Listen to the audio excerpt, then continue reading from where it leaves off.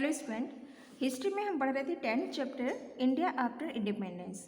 After independence India के सामने कौन कौन सी प्रॉब्लम आई, जो मेजर प्रॉब्लम थी इंडिया ने उसको कैसे हैंडल किया, हमारे लीडर ने किस तरह से हमारा कॉन्स्टिट्यूशन बना, ये आपने प्रीवियस वीडियो में देखा।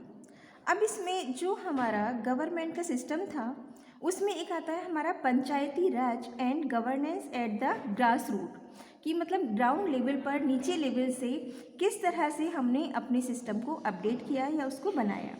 The directive principles of state policy are guidelines to the government to create a social order characteristic by social, economic and political justice to promote the welfare of people. लोगों की भलाई के लिए, उनके social, economic और political न्याय दिलाने के लिए ही जो एक स्टार्टिंग लेवल से जो फर्स्ट स्टेप से शुरू किया गया वो था हमारा पंचायती राज। और पंचायती राज हमारा जो ग्रामीण एरिया हैं, जो हमारे रूरल एरियाज़ हैं, वहाँ शुरू किया गया। इनके क्या सिद्धांत थे, क्या प्रिंसिपल्स थे, उनके बारे में हम पढ़ेंगे। जैसे कि हमारा फर्स्ट आता है, one of the directive principles of our constitution set the formation of panchayat as one of the goal of government. Government का जो मेन उद्देश्य था वो यही था कि पंचायती राज को कॉन्स्टिट्यूशन के सेट के रूप में तैयार करना और उसे लोगों तक पहुंचाना या फॉलो कराना। A law was pass to make panchayats in rural areas compulsory. ये ज़रूरी हो गया था कि जो हमारे रूरल एरियाज़ हैं वहाँ तक भी हमारा न्याय पहुँचे, हमारे न्याय व्यवस्था, हमारा जस्टिस वहाँ तक भी पहुँचे। और इसे पहुँचाने के लिए ही ये कंपलसरी किया गया कि जितने भी हमारे रूरल एरियाज़ थे वहाँ पंचायत सेटअप की जाए। These local self government bodies were formed to take democracy to the grass root level, यानी कि नीचे लेवल से, एक जड़ से जिसे कहते हैं हम, फाउंडेशन लेवल से ही हमारी जो सेल्फ गवर्नमेंट बॉडी थी वो पंचायत के रूप में स्टार्ट की गई थी ग्रामीण क्षेत्रों में। इसके बाद हमारा टॉपिक आता है multilingualism and reorganisation of states, कि किस तरह से हमारे यहाँ भाषा के आधार पर दोबारा से जो हमारे स्टेट थे उनको रीऑर्गेनाइज किया गया।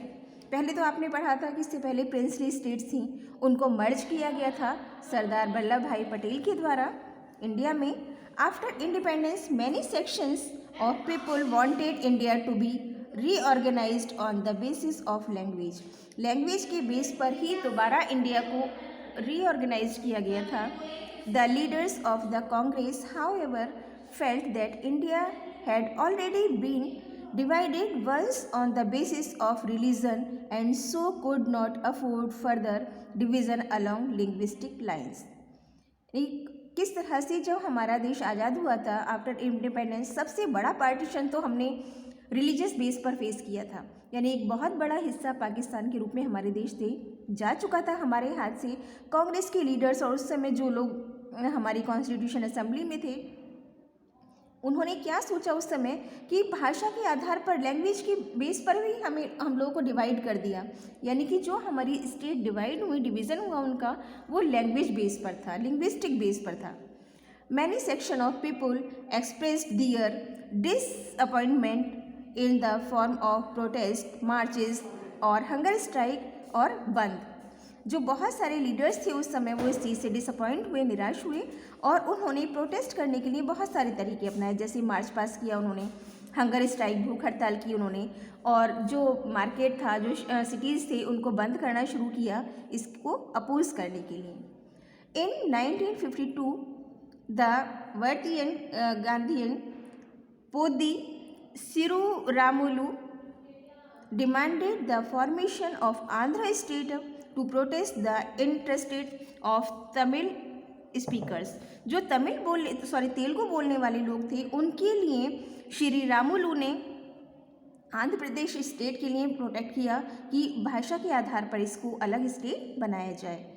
Dead on the 58 days on his fast, यानी कि उन्होंने 58 डेज तक भूख हड़ताल की, उसके बाद में उनकी मृत्यु हो गई। Soon the central government was forced to create the new state of Andhra Pradesh on 1st October 1953.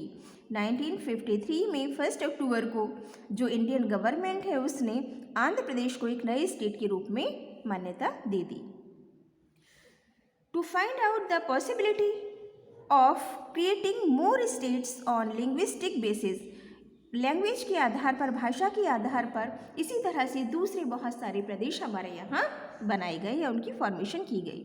The central government formed a state reorganisation commission in 1953 under Faizal Ali. Faizal Ali की लीडरशिप में एक रीऑर्गेनाइजेशन कमीशन बनाया गया.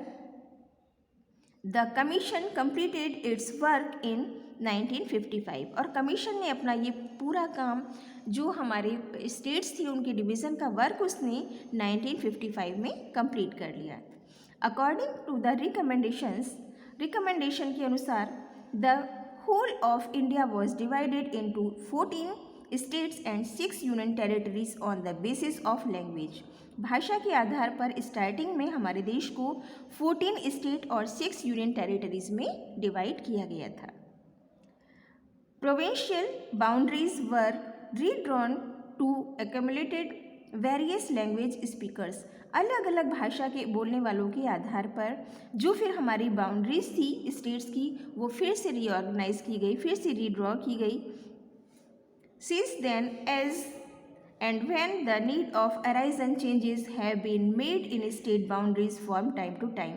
समय समय पर जो स्टेट से उनका डिवीज़न बढ़ता चला गया. स्टार्टिंग में जैसे मैंने आपको बताया कि हमारे यहाँ 14 स्टेट एंड 6 यूनियन टेरिटरीज थी, लेकिन प्रेजेंट टाइम में जो हमारे यहाँ हैं वो 29 स्टेट्स एंड 8 यूनियन टेरिटरीज हैं.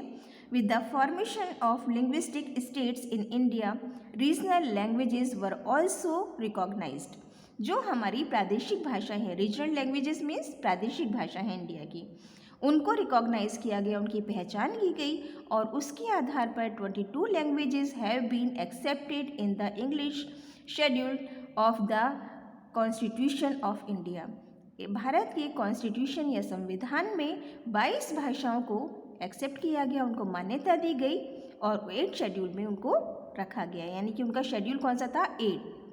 तो आज हमने इसमें चैप्टर में पंचायती राज के बारे में पढ़ा कि किस तरह से उसकी इम्पोर्टेंस को देखते हुए हमारे रूरल एरियाज़ में जस्टिस सिस्टम स्टार्ट किया गया.